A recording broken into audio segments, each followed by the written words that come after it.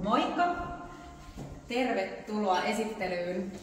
Me ollaan Hyvinkäällä Hämeentiellä ja täällä on 54-neliöinen kalustettu kaksio, niin lähdetään katsomaan mitä täältä löytyy.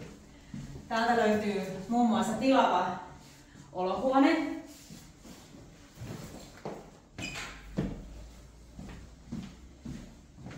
Oikein sopivan kokoinen lasitettu parveke.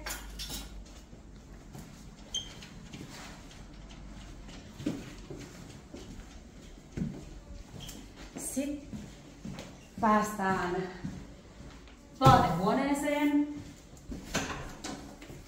Meillä on oikein kiva kylpyhuone, missä löytyy pesukone, suihkunurkkaus, ihanaa säilytystilaa eteisessä.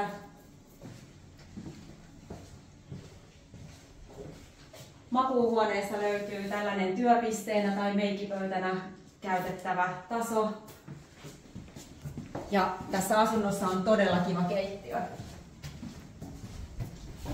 Täältä löytyy astianpesukone, jääkaappi, pakastin, kunnon kierrätysmahdollisuudet, paljon tasoa tehdä ruokaa, hyvät säilytystilat. Laitetaanko sulle vuokralle tämä?